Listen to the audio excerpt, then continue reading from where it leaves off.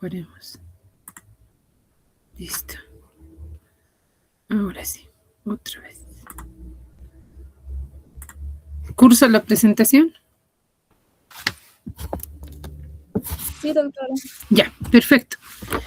Entonces, a los que no me conocen, soy la doctora Claudia Silva Corini y yo trabajo en el Hospital Luis Uría de la Oliva, ya médico neumólogo hace más de 20 años y docente, pues creo que ya voy por el 12º o 13º año en la docencia. El tema que vamos a ver el día de hoy es tuberculosis, que es una patología muy prevalente y con alta incidencia en nuestro país. Aquí ustedes van a ver diferentes imágenes, hipótesis que dicen los investigadores científicos, y vamos a volver a ver esta imagen también cuando veamos derrame pleural, que creo que me toca igualdar. Si ustedes se fijan, esta imagen es cuando uno de los soldados romanos atraviesa el tórax del Señor con una lanza. ¿Y qué dice la bibliografía? ¿Qué dice la Biblia? Nos dice, y emanó sangre, agua, ¿no? Agua bendita del tórax del Señor. Y muy probablemente, más que agua bendita, sea o haya sido una tuberculosis pleural la que tenía, pues, Jesús. Vamos a hacer ingresar, por favor, mil disculpas, pero ahí va.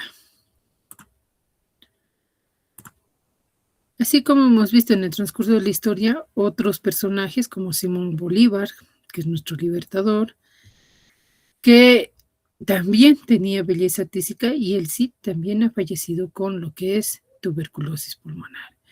Roberto Koch, que también es importante en lo que es tuberculosis porque le ha dado a conocer quién provocaba la enfermedad de la tuberculosis, y es el bacilo de la tuberculosis, que posteriormente por sus características cambiaría el nombre de Mycobacterium tuberculosis. Nosotros cada año no celebramos, porque no es para celebrar que un paciente tenga tuberculosis o que muera por tuberculosis, conmemoramos, ¿sí? Conmemoramos el Día Mundial de la Tuberculosis cada 24 de marzo. Y estos son los lemas que han venido surgiendo a partir del 2024, de que sí podemos poner fin a la tuberculosis. Aquí tenemos a Laennec, que es considerado el padre de la tuberculosis, y también un importante y reconocido doctor René Laennec, que inventó lo que nosotros tenemos como instrumento para revisar tórax, que es el estetoscopio. Pero más allá de eso, gracias a él tienen toda la signología, la clínica pulmonar que menciona, gruesa, mediana, burbuja, etcétera, ¿no? Todo lo que es concerniente a la clínica, pues René Laennec lo ha descrito en sus libros. Pero además, si bien él veía cómo los pacientes de tuberculosis se enfermaban o qué síntomas presentaban y cómo morían, pues él también es considerado el padre de las bronquiectasias.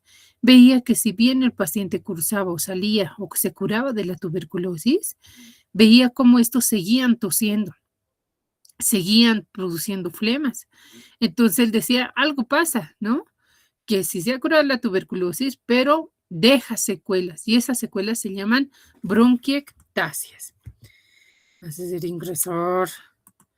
¿Quién es coordinador de todo el grupo?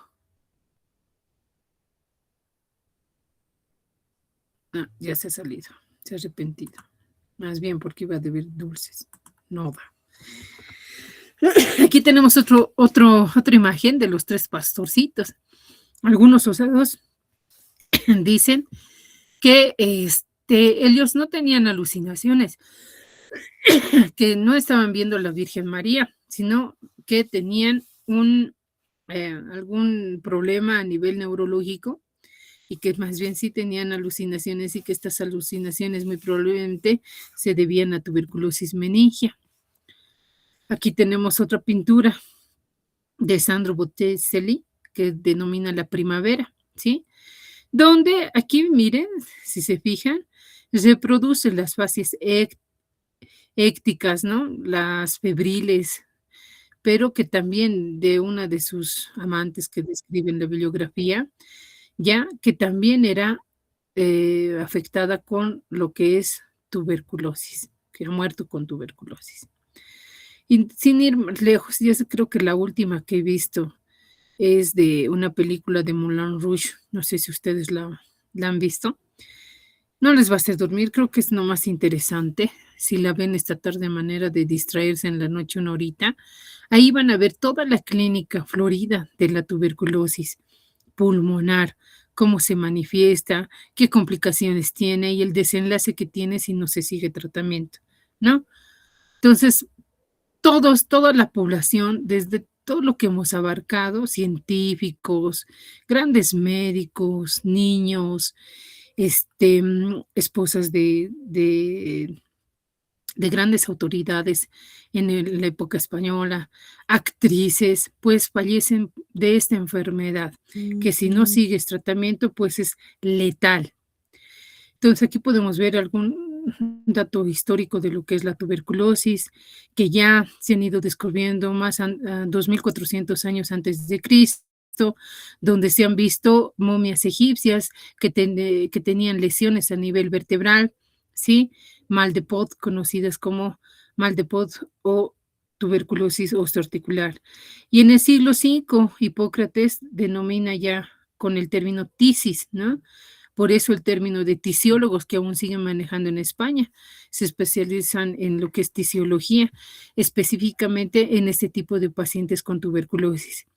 Y el siglo XVI ha ido marcado por el descubrimiento de la etiología de la tuberculosis, el descubrimiento del bacilo de la tuberculosis por Roberto Koch. Él decía, ¿por qué tantos contagios? ¿Qué es lo que pasa? Pues es debido a una bacteria, ¿no?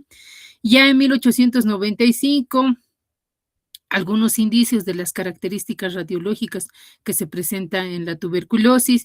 En 1921, que sacan la primera vacuna, BCG, Calmette y Guerin, ¿se acuerdan? Precipitados del Mycobacterium tuberculosis para evitar, sobre todo, tuberculosis graves, letales, como es la meningia y la hematógena. En 1943 surge un antibiótico que va a dar inicio a que se vayan descubriendo nuevos fármacos para luchar contra la tuberculosis. Ya en 1950, en 1970, ya existe una terapia combinada recomendada, como es la isoniazida, la rifampicina y la piracinamida y el etambutol.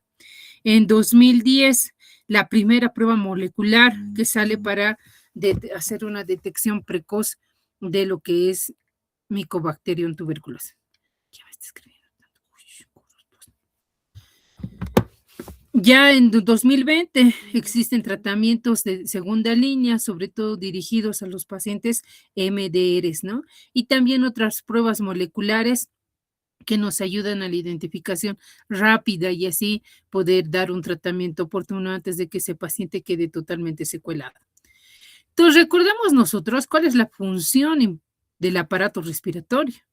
Además de mantener una hematosis, una adecuada cantidad de oxígeno en los tejidos y la eliminación de CO2 que proviene del metabolismo celular, su principal función, ¿cuál es?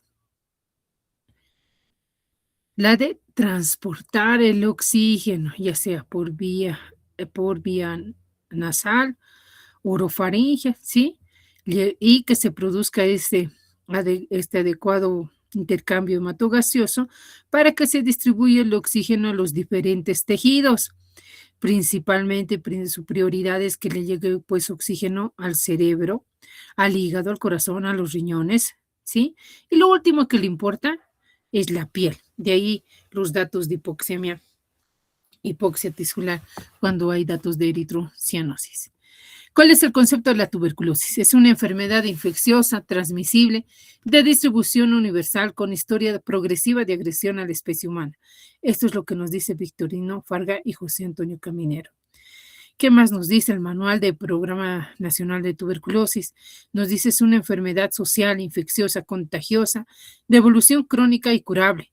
Pero ninguna de estas dos definiciones menciona a las secuelas que deja esta enfermedad, que si bien se cura la tuberculosis, pero deja secuelas.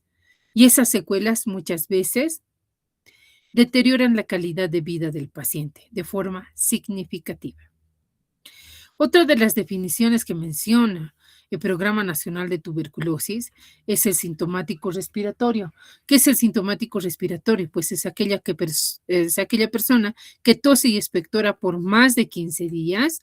Y en ese caso, nosotros seguimos con este concepto. En otros países ya no lo toman en cuenta, pero para nosotros, que es un país con alta incidencia y prevalencia de tuberculosis, pues es es una definición, un concepto que sigue válido porque sí o sí, si encontramos a aquella persona que tose y expectora por más de 15 días, tenemos la obligación de hacerle una vaciloscopía seriada de esputo para descartar que se trate de tuberculosis. Cada 4 años se actualizan estos datos, ya en relación a la epidemiología de la tuberculosis. Cada 4 años.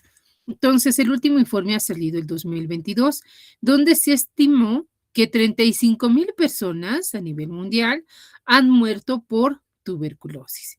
325,000 personas han enfermado de tuberculosis. Entonces, diariamente ocurren alrededor de 890 casos, ¿ya? De personas diagnosticadas con tuberculosis y de estas 96 personas fallecen. Es un dato muy importante. Esta es la conducta que ha seguido en el transcurso de la pandemia, fíjense. Teníamos una disminución de los casos del 17% hasta el 2019 y esto ha bajado drásticamente el 2020. De 2000, vamos a mencionarlo así, de 17%, si ustedes se fijan, ha bajado menos del 5%, pero esto es porque la población no ha tenido un fácil acceso a los centros de salud, todo era COVID, entonces obviamente no iban también, otro de los prejuicios que se iban a contagiar de COVID, ¿no? Pero a partir del 2021 y 2022 estos casos se han ido disparando, ha habido una explosión de casos, no solo de tuberculosis, sino también de cáncer. ¿A qué nosotros denominamos hitos? Les voy a decir enseguida. Estas gráficas nos muestran la tendencia de la incidencia y el número de muertes estimadas de tuberculosis. Y las metas, es la meta a la cual yo quiero llegar, ¿sí? O debería llegar. Ese programa de la Organización Mundial o la OPS, Panamericana de Salud, que dice, tengo esta meta, que para el 2025 se disminuyen un 13% los casos de tuberculosis. Sin embargo, como han visto por esto de la pandemia, se han ido aumentando. ¿Qué es lo malo? Que si bien hasta el 2019 nosotros hemos tenido una disminución importante, 2020, fíjense, una disminución importante de los casos, nosotros deberíamos haber estado diagnosticando alrededor de 284 personas con tuberculosis. Sin embargo, fíjense, ¿a qué se llama esta brecha? Sí, nosotros tenemos metas y tenemos brechas que tenemos que cumplir. Deberíamos haber diagnosticado un número total, aquí debemos tener mejor, no. Eso es en las Américas. Este margen que se muestra, estos son los números, casos notificados de tuberculosis, la línea azul. ¿De acuerdo? Y la línea naranja son los casos estimados que de nosotros deberíamos haber diagnosticado. De 290, ¿sí? Millones de casos diagnosticados, porque esto es por 100,000 personas, nosotros solo hemos diagnosticado o han sido reportados 239. Entonces, no se han diagnosticado 83,000 personas. Esa es nuestra brecha, la que no hemos cumplido. ¿Qué pasa con esto? Estas 83,000 personas, y ustedes métanse en la cabeza esto, como vamos a ver en el ciclo epidemiológico de la tuberculosis, siguen contagiando. Y obviamente, si no se diagnostican, pues tienen el riesgo de fallecer. Esta es la incidencia de la tuberculosis a nivel mundial por 100,000 habitantes. ¿Ya? Aquí tenemos que los países con mayor o alta incidencia de tuberculosis se encuentran en primer lugar en Haití, 153.8 por 100.000 habitantes. En Perú, 151.5 personas diagnosticadas con tuberculosis por 100.000 habitantes. Y en tercer lugar está Bolivia, con 107.5. Entonces, fíjense que nuestra incidencia es altísima en relación a los otros países del mundo. Aquí tenemos cuál ha sido la cascada de atención de la tuberculosis en las Américas. Estimados que deberíamos haber diagnosticado 325,000, ¿sí? Pero de estos solamente han sido diagnosticados alrededor de un 74%. 100% es 325,000, pero 74%. De estos, 40% han sido diagnosticados con una prueba rápida, con GeneXpert, que son pruebas de función respiratoria. Estoy resfriada. ¿Quiénes han cumplido con éxito el tratamiento? 72% de la población.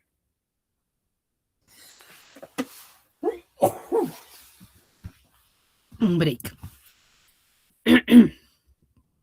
Ahora veamos nuestras metas.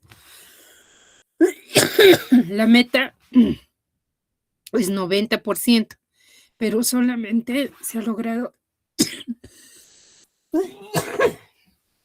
74%. No puedo hablar mucho y justo me ponen las primeras teóricas. Pero vamos a intentar más. Por ejemplo, todo paciente diagnosticado con tuberculosis tiene que hacerse sí o sí una prueba de prueba rápida molecular. Ay, ya me he pasado. ¿Ya?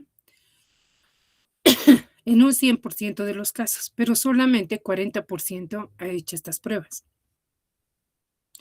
Obviamente, la meta para el tratamiento exitoso tiene que ser 90%, pero solamente 72% de los pacientes ha cumplido con esta meta. ¿Qué nos dice esto? Fíjense que de estos 325,000 pacientes, 83,000 no han sido diagnosticados. Esto corresponde a un 12% pacientes que se encuentran en prisiones, 16% que han sido pacientes que han estado en contacto con su familia, se llaman TV contactos, 24% pacientes con VIH y 47% de la población general o población vulnerable. Entonces, aquí, si nosotros vemos en el anterior gráfico, 72% han cumplido aparentemente tratamiento exitoso. Pero alrededor del 50% de las personas no reciben tratamiento o no finalizan con éxito su tratamiento.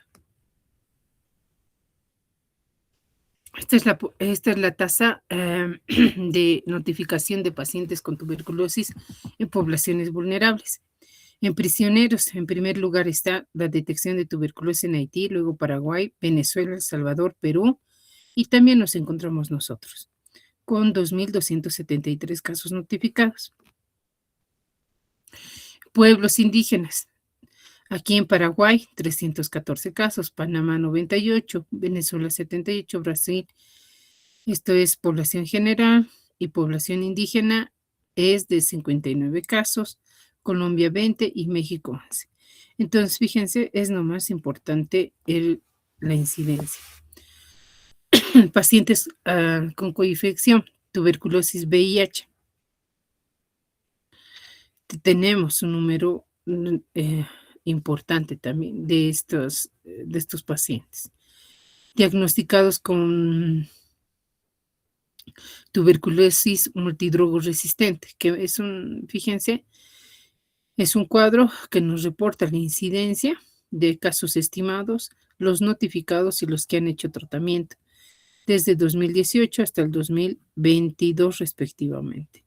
Estimados deberían ser alrededor de 10.350 personas y solamente se han diagnosticado 4.815.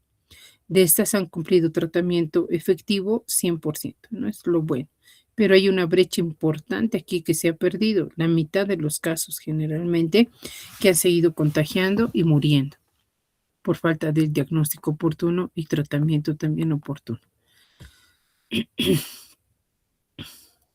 Entonces, por estos datos que nos da la OMS, el OPS, se firma el 2003 un acuerdo, ¿sí? Hay una resolución, ya, un acuerdo donde dice que se priorizan estas metas mundiales en la materia de tuberculosis. Cobertura del tratamiento de la tuberculosis a nivel universal. Cobertura de tratamiento preventivo de la tuberculosis. Cobertura de las pruebas diagnósticas rápidas y cobertura del paquete de prestaciones sociales y salud, financiamiento anual de los servicios esenciales para la tuberculosis, investigación anual en la investigación de la tuberculosis, ¿no? Y este es el costo que se va a brindar. Pero sobre todo desea facilitar el acceso a nuevas vacunas contra la tuberculosis y la accesibilidad a las pruebas de moleculares rápidas. Entre estas prioridades para eliminar la tuberculosis está el abordaje de la tuberculosis en poblaciones vulnerables y áreas más afectadas. Innovación, que va dirigida a la búsqueda activa y rígida de estas personas, pruebas moleculares rápidas, esquemas acortados y atención centrada en la persona. Información para la acción, que todos tengan acceso a esta información. Esto a través de IAS, ¿no? Que son vigilancias digitales, análisis u otros datos, o abordaje multisectorial e involucramiento de la sociedad civil, o sea, que todos participemos. Y dentro de estos abordajes con inteligencia artificial están los patrones de placas radiográficas, ¿no? Portátiles, que vos le sacas la placa a tu paciente, ¿ya? Le sacas la placa a la paciente y esta es enviada a la inteligencia artificial y te dice, sí, muy probablemente este paciente tenga tuberculosis por esto, por esto, por esto, y tú, si eres auxiliar de enfermería o licenciada, pues puedes iniciar el tratamiento, sobre todo en lugares de difícil acceso, ¿no? Área rural, por ejemplo. Entonces, es un sistema que se está fortaleciendo en estos últimos años. Hay varios equipos de radiografía digital, que es el ultra portátil, el portátil, ¿ya? Y lo que nosotros conocemos en área hospitalaria. Pero tienen aparte su tarjeta de lo que es la inteligencia artificial que te interpreta si ese paciente pudiera estar cursando con tuberculosis. Se dice, según la bibliografía, y ustedes la van a revisar igual, que cada minuto entre 17 y 18 personas adquieren tuberculosis, se infectan, ¿no? Y 1 a 3 habitantes infectados existen por 2 millones de habitantes. 9 millones de casos nuevos de tuberculosis al año, 9 millones. 3 millones de muertos por tuberculosis al año. Ese era nuestro hito, ¿no? Bajar esta incidencia. Muchas veces los casos no son notificados y no se sabe. Son los estimados los que nos quedan. En Bolivia, ¿qué es lo que pasa? Tenemos una estadística que no es muy buena porque no se notifican los casos. Nos encontramos con una incidencia menor a la de Haití, como hemos visto en la bibliografía, y alrededor de 107.5 bolivianos, ¿no? Tienen tuberculosis por 100,000 habitantes. Y la mayoría de estos cursa con tuberculosis pulmonar en el 80% de los casos. Fíjense, estos son los casos que nosotros deberíamos, una incidencia estimada que deberíamos tener, pero los notificados son estos. De igual manera ha tenido ese comportamiento, ha ido disminuyendo hasta el 2020, que es hasta donde tenemos la estadística. Imagino que en los últimos 2 años esto se ha ido disparando. Estos son datos de la OMS. ¿Cuáles son las poblaciones? Son los departamentos con mayor índice o incidencia de tuberculosis. Nos fijamos y en primer lugar se encuentra Santa Cruz con un 47.7% de los casos. 20% La Paz, 12.7% Cochabamba, y le sigue en orden de frecuencia Tarija y Beni, luego Potosí, Chuquisaca, Oruro y Pasto, respectivamente. Entonces, el departamento que tiene mayor incidencia de tuberculosis es Santa Cruz y La Paz. Aquí el ministerio lo clasifica en una tasa de incidencia baja, media y alta, pero nosotros nos conformamos en indicar de que la mayor incidencia se encuentra en Santa Cruz. ¿Qué pasa? Aquí tenemos que la población más afectada, si ustedes se fijan, ¿sí?, es población de sexo masculino, en un 63% de los casos, y en un 37% de los casos, pues el sexo femenino. ¿Cuál es la población más afectada? Entre los 15 y 24 años y los 25 a 34 años. Además, existe otra población vulnerable en tercer lugar, que son los mayores de 65 años. Entonces, a tomarlo en cuenta. Cuando sospechan de que un paciente tenga tuberculosis, pónganse a pensar de dónde viene y qué edad tiene. Aquí tenemos los indicadores de la tuberculosis en la población general y también grupos vulnerables. Por ejemplo, la Asociación de Tuberculosis VIH ha sumado en 2020 un 4.5%. Asociación de Tuberculosis más Diabetes mellitus, un 10.3%. El resultado del tratamiento todos han concluido de forma total, ¿no? Un 100%, ya curados, me imagino. Número de profilaxis en menores de 5 años, casos especiales y asociación también en pacientes con VIH. También se ha dado pacientes con MDRs que han cumplido tratamiento, también. En aquellos casos que han tenido una tuberculosis y el número de pruebas rápidas para VIH, si se ha cumplido el protocolo, en un 83.9%, siendo la meta 90%. Número de pruebas rápidas de pacientes con VIH, con tuberculosis farmacosensible, y el número de casos de coinfección VIH, tuberculosis. Esta es una estadística del 2009 y 2020, que es la última, ¿no? Igual. Esta es una estadística, igual casos estimados, VAR positivo en este caso, y que han recibido tratamiento farmacológico para tuberculosis sensible. La mayoría, 100%. Esto es en pacientes privados de libertad. Ahora, si se fijan aquí, tenemos que en este grupo vulnerable, donde se ha visto que existe mayor número de casos, en Palmasola, 50.4% de los casos diagnosticados. Carceleta de Mocovi, 13.9%. Cepron, 7.5%. Entonces vamos viendo, ¿no? A ver, veremos aquí San Pedro, 1.9%.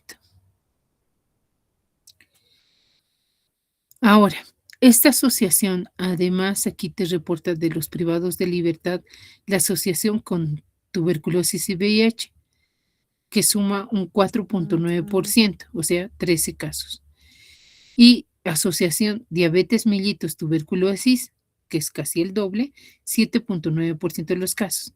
21 casos en privados de la libertad que están asociados a tuberculosis y VIH. Diabéticos, perdón. Y VIH, 13 casos.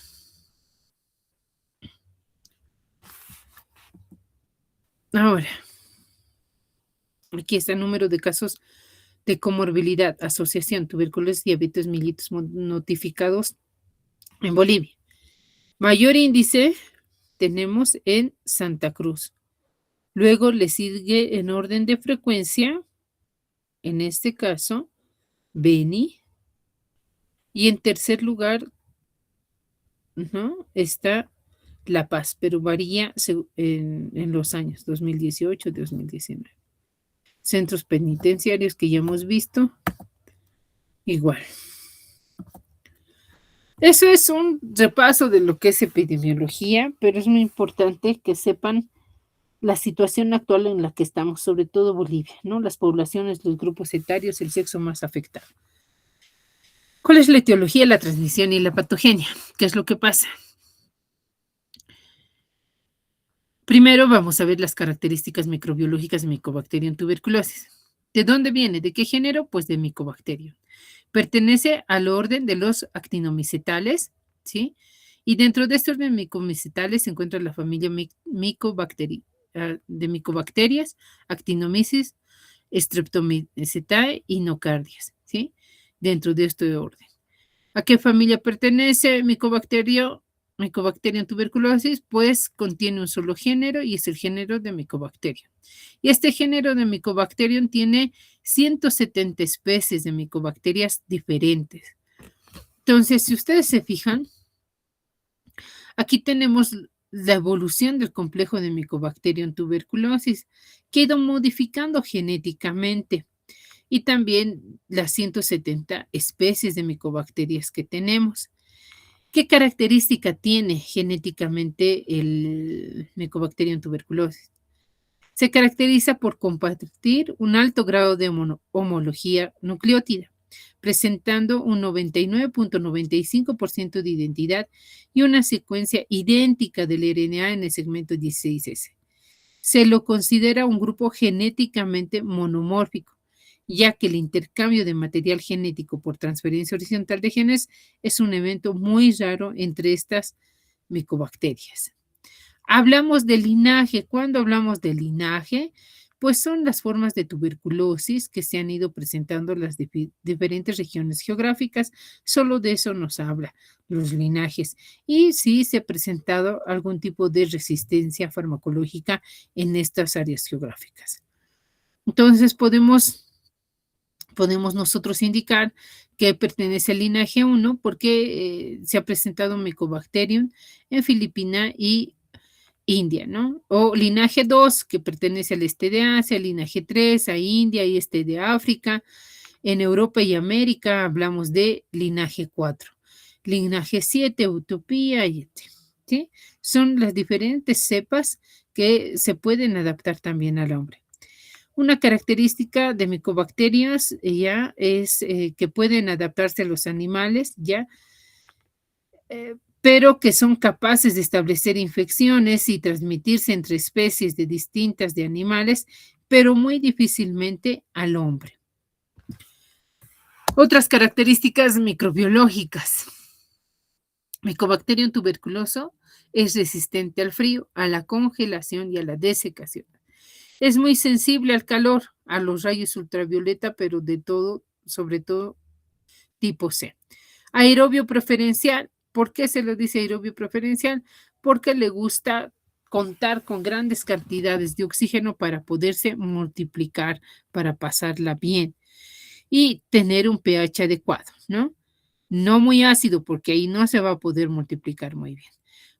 Tiene un comportamiento polivalente según el medio, o sea, que puede crecer tanto en un pH ácido o en un alcalino, porque esa es la característica del bacilo de tuberculosis según las poblaciones bacilares.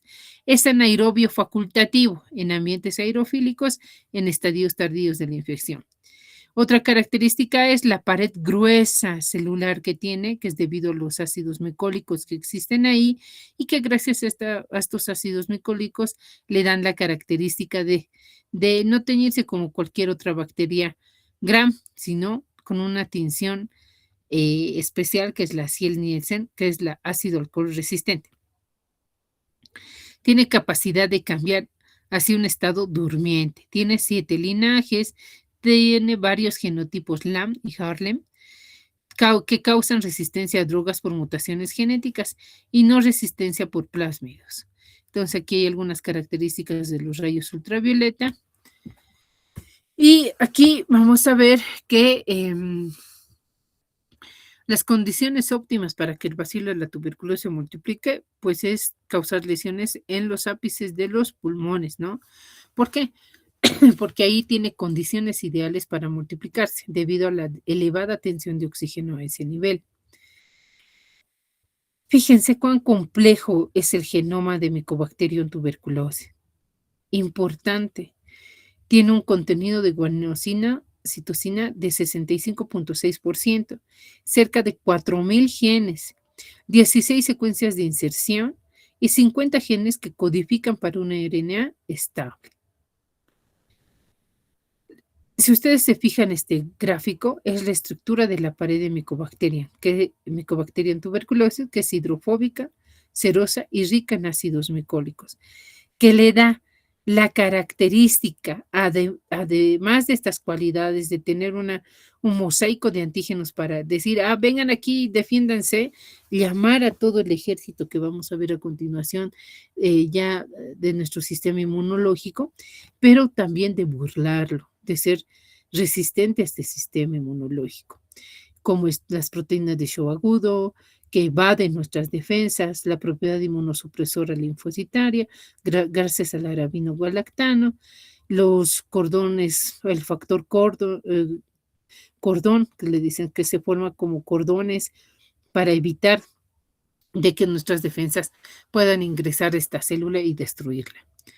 Entonces, esto se debe gracias a este componente lipoarabinomanano, que es un complejo liposacárido que se extiende desde la membrana hasta la superficie y es análogo al liposacárido de Gram negativo, que contiene más del 60% de ácidos micólicos, que es un contenido lipídico de la pared celular, que tiene una cubierta serosa, dura, impenetrable, hidrofóbica, que es la característica que tiene para tornarse resistente. Un ratito voy a interrumpir para poner la otra presentación. Ay, doctor, es casi por hablar fuerte. Vamos a ver un ratito. Quiero ver ponencias. Aquí está. Conferencia 27. Listo. Voy a compartir mi pantalla, por favor. Me avisan. Cerrado.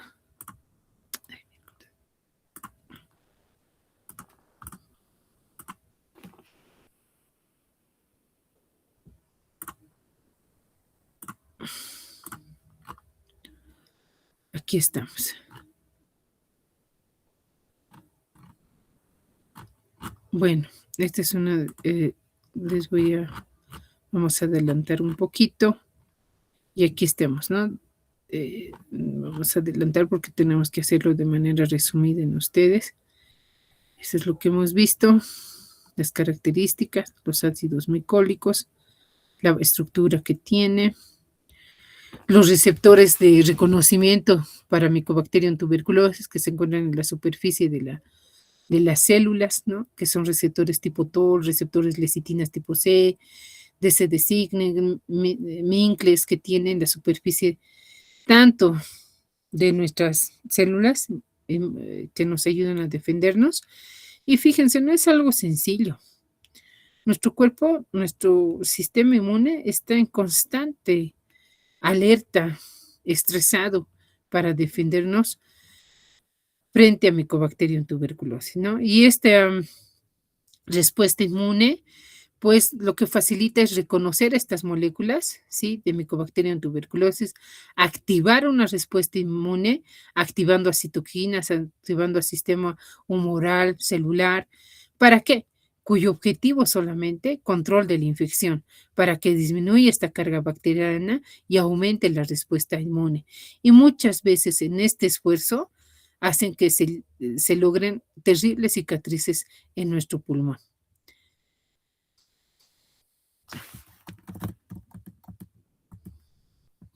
¿Cuál es la transmisión? ¿Cómo se transmite Mycobacterium tuberculosis? Se transmite hablando. Fíjense, hablando, si es un paciente que ya está infectado, ya está enfermo, va a liberar entre 0 a 200 bacilos, ¿sí? Solo al hablar. Al toser, entre 0 a 3.500 bacilos. Cuando uno estornuda, entre 4.500 y 100.000 bacilos. Entonces, los pacientes con tuberculosis deben protegerse la boca.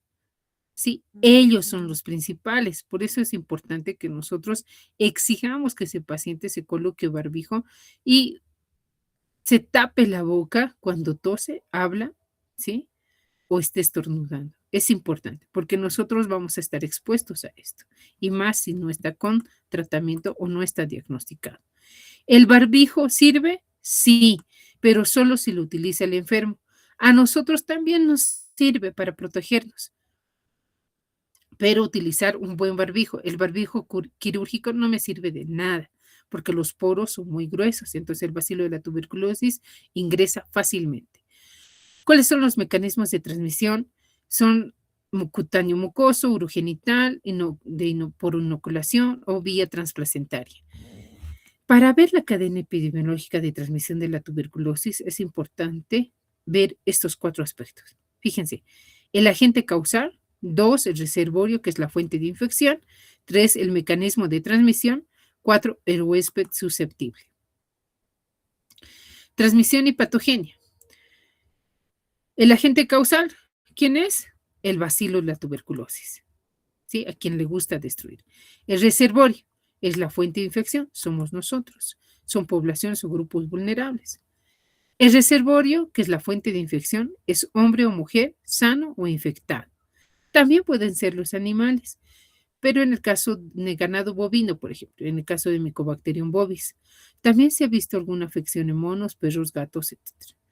No son reservorios los utensilios de cocina, limpieza, etc. ¿Y cuál es este ciclo epidemiológico de la tuberculosis?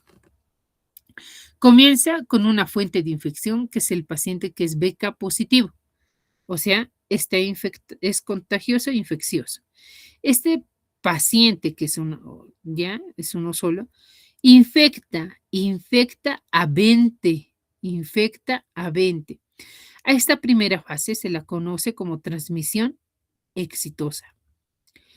De estos 20 infectados, va a ir a una segunda fase, van a enfermar 2. A esta segunda fase se llama de paso de la infección a la enfermedad. Y de estos 2 va a ser infecto contagioso 1. Y ese es el ciclo que sigue, que es la tercera fase. Entre el 5% y el 15% de las personas infectadas con Mycobacterium por tuberculosis progresa durante meses o pocos años a tuberculosis activa. Cuando nosotros tenemos un paciente diagnosticado de tuberculosis, tenemos que hacer el estudio de contactos. Es un esquema por círculos concéntricos que yo hago, ¿ya? El primer círculo corresponde al contacto íntimo, diario. Eso quiere decir más de 3 a 6 horas con el que el paciente está, su familia, por ejemplo, y más si tiene población vulnerable.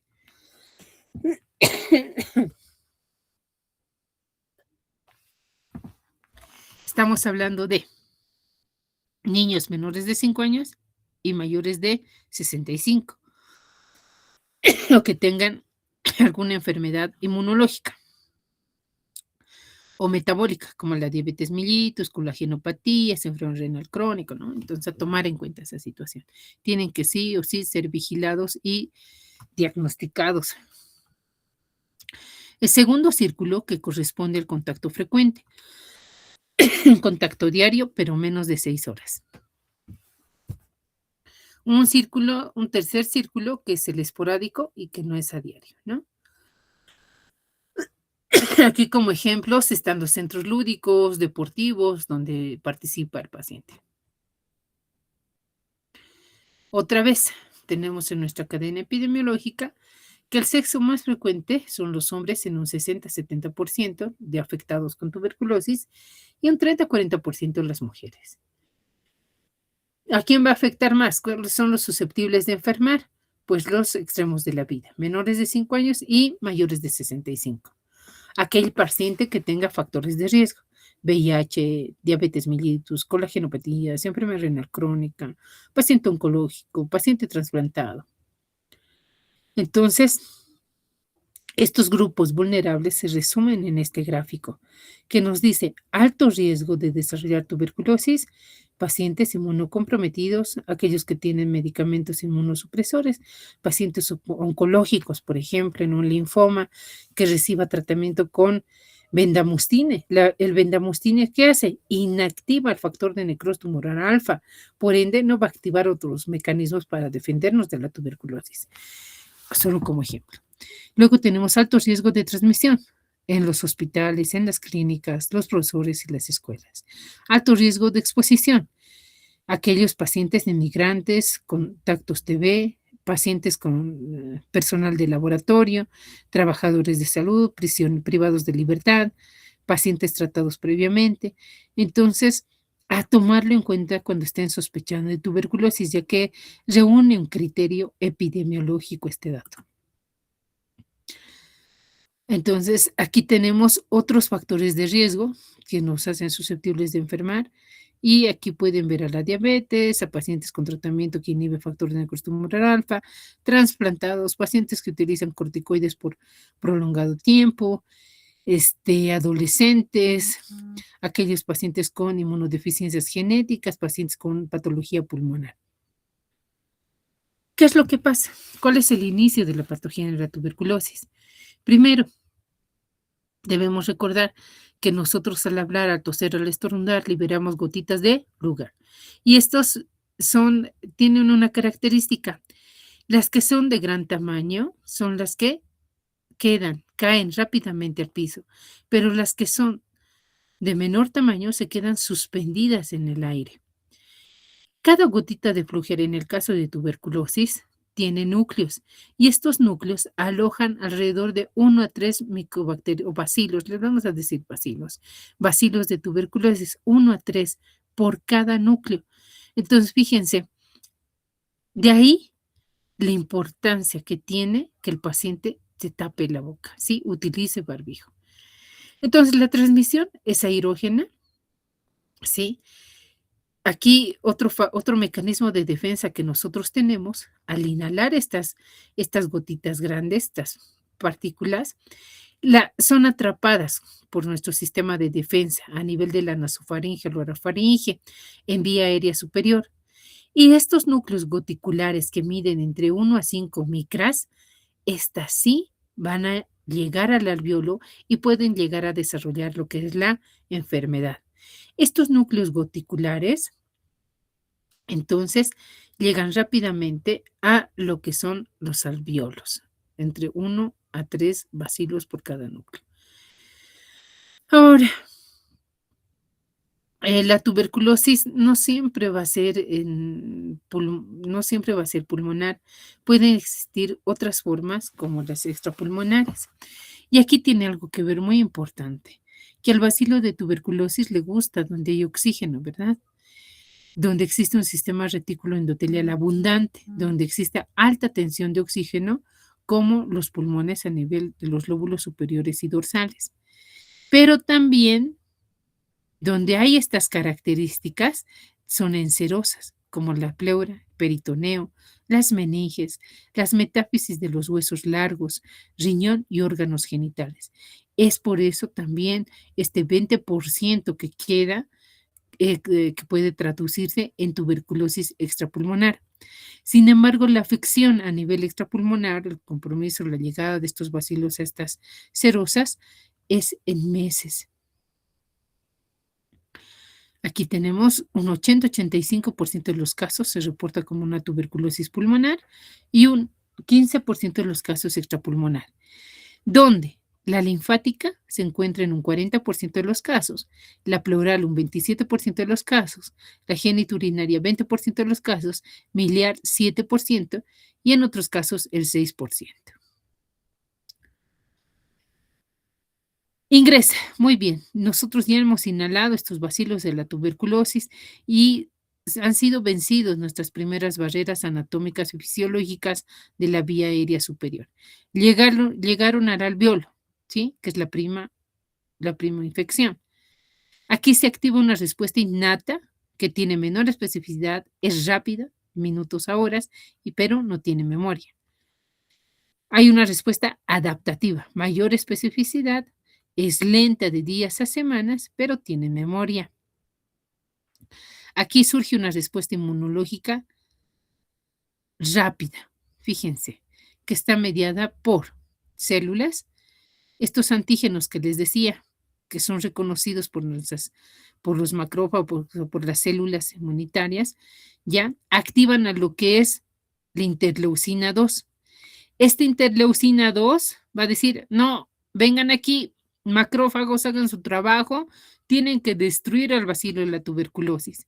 Entonces, llama, activa, atrae, aglutina a los macrófagos para que destruyan al bacilo de la tuberculosis.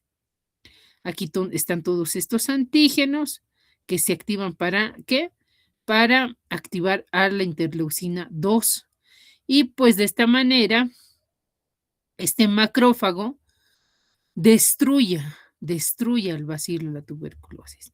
¿Qué hace este macrófago? Se mete a la célula dentro de ella, al bacilo dentro de ellos, y a través de los retículos endoplasmáticos, mitocondrias, lisosomas, vesículas, vacuolas, enzimas digestivas y oxidativas, pues la destruyen, ¿sí? En sí, crea una explosión metabólica importante para causar destrucción total y dar muerte a la célula infectada. Pero además, en esta atracción, activación y aglutinación de macrófagos, participa el linfocito T, ¿sí? Se activa y esta a su vez desencadena o libera al interferón gamma y a las linfoquinas para atraer mayor cantidad de macrófagos. Pero ¿qué es lo malo? Que si bien se activa todo nuestro sistema inmunológico, puede causar inflamación y daño tisular importante, que son las secuelas que nosotros conocemos. Al activar todo esto, todo este sistema inmunitario que hemos citado con activación del interferón gamma, que es importante que ustedes lo conozcan, porque hay una prueba que nos sirve para diagnosticar precisamente esa etapa de la fisiopatología de la tuberculosis. Se activa todo el mecanismo, ¿sí? Dice, bueno, ya hemos hecho lo que hemos podido, pero con esto vamos a rodear de esta forma a los bacilos de tuberculosis. Se crea una estructura de contención, una pared celular, ¿sí? Se sigue fagocitando, sigue el daño tisular, pero esta estructura que es de contención formada por células gigantes, células plasmáticas que ustedes están viendo aquí y fibroblastos, dan lugar al granuloma que nosotros conocemos, que rodea la infección y dice, aquí terminó la infección. Si esto se consolida, se calcifica, queda como un recuerdo, no pasa nada. Pero si no llega a calcificarse, sigue una vía. Puede ir a necrosis gaseosa, este granuloma, esto debido a agentes infectantes, a sus agentes tóxicos que existen en los macrófagos y lesionan el tejido. Puede ir del paso de la infección a la enfermedad. Si es sólido, ahí quedó, se contuvo la infección y no va a la enfermedad. Pero si esto no es sólido, si no llega a calcificarse, puede existir un riesgo de peligro. ¿Por qué? Esto puede virar a la enfermedad. ¿Y cómo sucede eso? Nos vamos a ir aquí antes. Si va ese líquido, no es sólido, se sigue multiplicando los bacilos de la tuberculosis, este foco necrótico que se ha formado se libera hacia el bronquio y da lugar a enfermedad, que puede ser secundaria o progresiva.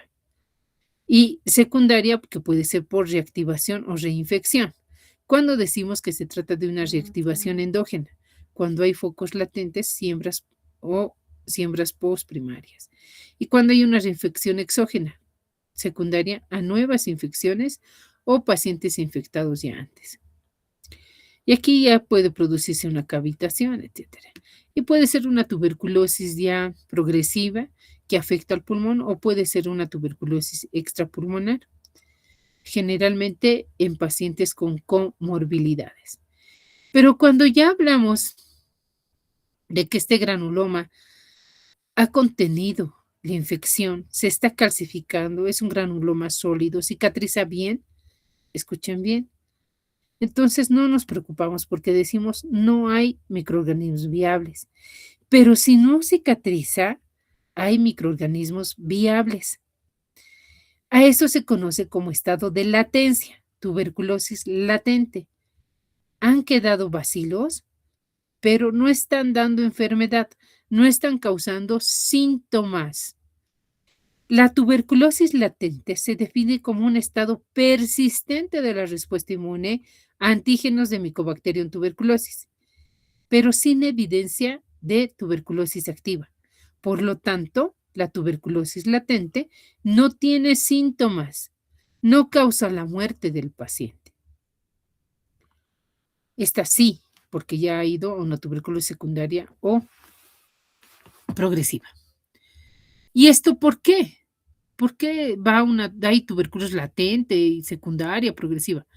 Porque el bacilo de la tuberculosis, que es más antiguo que la humanidad, ha existido siempre y por lo visto siempre va a estar con nosotros, tiene poblaciones bacilares. No es una sola población, un solo tipo de Mycobacterium tuberculosis. Por eso se utiliza tratamiento asociado, prolongado, para matar a estas poblaciones bacilares, que lleguen a todas estas poblaciones bacilares. Entonces, tenemos dentro de estas poblaciones bacilares, primero, va a haber mucho o se relaciona mucho con la localización de pH, la tasa de replicación y la susceptibilidad a fármacos. Tenemos a la población o bacilos de multiplicación rápida. Estos bacilos de multiplicación rápida tienen que tener un medio óptimo para divertirse, multiplicarse. Estamos hablando que esta población de multiplicación rápida de tuberculosis se va a encontrar en la pared de las cavernas, a nivel extracelular, en un pH ácido, 6.5 a 7, con máxima oxigenación. Aquí existen gran población de bacilos y, por ende, alta probabilidad de mutaciones espontáneas. Estos bacilos de multiplicación rápida son los que producen la tuberculosis sintomática. Estos son los responsables de que tu paciente se queje de diaforesis nocturna, fiebre, pérdida de peso, deterioro del estado general, adinamia, astenia. Esta población. Estos bacilos son los responsables de matar al paciente, de producir síntomas en el paciente, de facilitar la transmisión y resultan que si este paciente tiene esta población una lesión en ápice, entonces lo más probable es que me dé una baciloscopía positiva. ¿Ok? Son los que producen una resistencia natural si el tratamiento es malo. Ahora, en esta población, ¿cuáles son las características deseables de los fármacos? Que tengan acción bactericida. ¿Qué significa acción bactericida? Que tenga capacidad para matar estos bacilos en fase de multiplicación rápida. Metabólicamente muy activos y localizados en las paredes de las cavernas y en el esputo de pacientes con tuberculosis pulmonar positiva. Si nosotros damos estos fármacos bactericidas, entonces van a curarlo y le van a salvar. Otra población es los bacilos de multiplicación lenta, cuya localización es dentro del macrófago. ¿Se acuerdan? Dentro de la fisiopatología se encuentran dentro del macrófago y se multiplican en un pH ácido. Existe una población de alrededor de 10 a la 5. Luego tenemos los bacilos de crecimiento intermitente, que son los que se despiertan, duermen, se despiertan, duermen. Viven totalmente en condiciones desfavorables, generalmente en el calcium sólido, son extracelulares, su población es menos de 10 a la 5 y son los responsables de provocar la recidiva de la enfermedad. Estos bacilos, esta población de multiplicación lenta o intermitente, no son responsables de matar al paciente, de dar síntomas, de facilitar la transmisión, no son responsables. Entonces, es importante que conozcan estas poblaciones bacilares. Y con eso hemos terminado el día de hoy, doctores. Con este mensaje les dejo. Es mucho para abarcar tuberculosis. Un resumen maratónico, pero se los he dado. Espero, si hay algunas dudas que quieren que les aclare algo, Eliana, dime. Casi me muero en el intento, ¿no? Por hablar. No, perdón, doctora, quería reaccionar y me equivoqué de botón. Mil disculpas. Entonces, vamos a ir avanzando de a poquito, doctores, ¿les parece? Porque para hoy día es mucha información que quiero que hagan. A manera de pasar la tarde, si no tienen otra teórica, otra clase, o para dormirse, 10 minutos, lean, por favor. Lean lo que es bibliografía de Victorino Farga y Antonio José Caminero. Ya, lean esta parte de fisiopatología, refuercen para que se quede ahí sus conocimientos hasta que dejen de ser médicos. Pero si no repasan lo que hemos visto hoy día, va a estar terrible que comprendan tuberculosis como tal. ¿De acuerdo? El Programa Nacional de Tuberculosis les aconsejo para ver epidemiología, para ver tratamiento, nuestra norma que nosotros tenemos que cumplir, pero esto que es características microbiológicas, fisiopatología, transmisión, una leidita, no son más de 20 hojitas que ustedes capísimos lo van a leer. ¿De acuerdo? Voy a ver si les paso las diapositivas. Yo creo que sí. ¿Ya? Pero veremos. Mañana vamos a ver hasta dónde abarcamos, porque ya estamos a 1:15, creo.